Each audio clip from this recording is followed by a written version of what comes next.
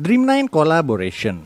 Ya buat kalian yang nanya, ini apaan sih bang? Ini adalah animasi crossover television spesial. Ya dari judul dan covernya juga lu semua udah tahu ya. Ini crossover antara Dragon Ball, One Piece dan juga Toriko.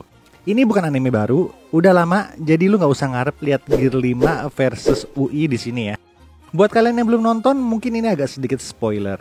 Dan ya gue tegasin ini bukan ajang penentuan siapa yang lebih kuat ya, antara Goku, Luffy atau Toriko. Lu gak akan nemuin itu di sini. Kenapa? Ya karena konsep crossover ya nggak kayak gitu ya.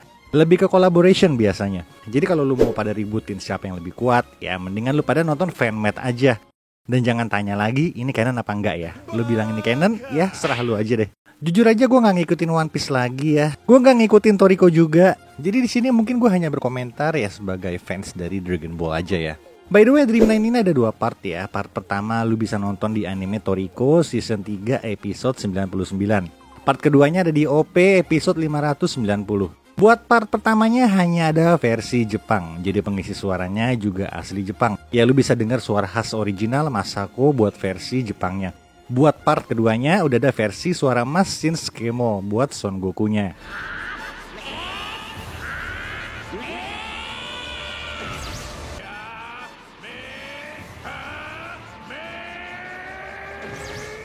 Dan gue tambah sedikit ya, ini bukan crossover pertama antara mereka. Luffy itu juga pernah ketemu sama Toriko di One Piece episode 492 sama 542 ya kalau nggak salah.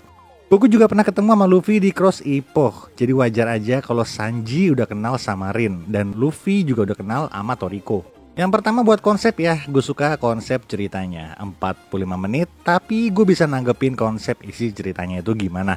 Walaupun ya menurut gue 45 menit itu mungkin terlalu dipaksain ya. Tapi intinya gue paham lah ini ceritanya gimana. Nggak cuman pukul-pukulan doang. Detailnya juga menurut gue pas. Sampai announcer legendaris itu dimasukin ya. Nah buat lo yang tahu nih namanya dia siapa, tulis aja di bawah. Ya walaupun sebenarnya gue agak kecewa sih ya. Menurut gue kontes awalnya itu gue kira kayak Hunter x Hunter gitu. Eliminasi habis-habisan dan gila-gilaan. Ya pasti keren banget kalau ada adegan Gohan lawan Sanji atau Zoro lawan Piccolo. Tapi ternyata ya buat set karakter emang gak begitu ditampilin di sini. Emang ada scene Zoro, Vegeta sama Zebra ketemu.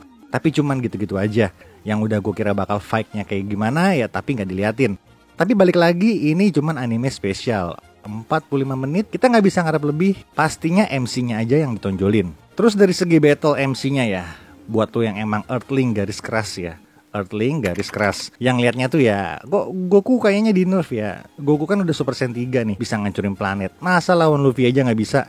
Ya bro, ini crossover anime spesial. Lu gak bisa bawa Power Scale Dragon World buat dimasukin ke universe-nya One Piece sama Toriko. Ibaratnya nih, lu bandingin Genki Dama sama Rasengan, semangka sama kue klepon. Ya gak mungkin kan, pasti dibalance. Ya antara kue kleponnya digedein atau ya semangkanya dikecilin.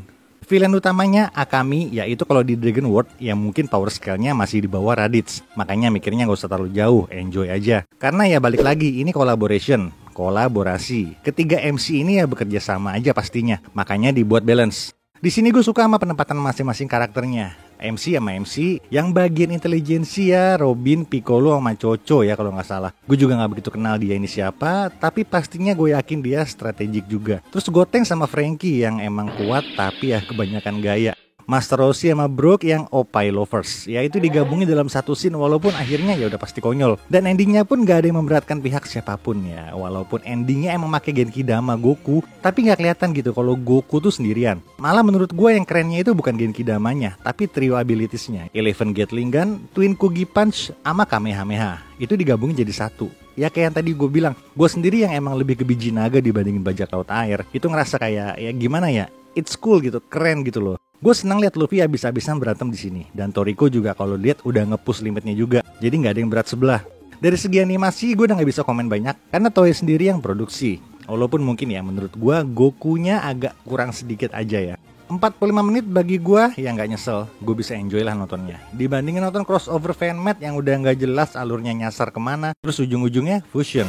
Kalau gue lihat ya emang komponen Dragon World lebih banyak di anime ini.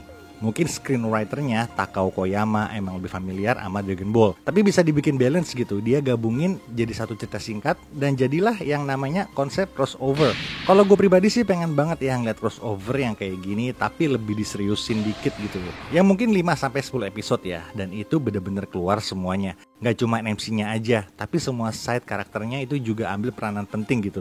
Ya kayak Naruto ya, itu semua desa ninja gabung jadi satu. Bener-bener epic moment dan jadi memorial banget.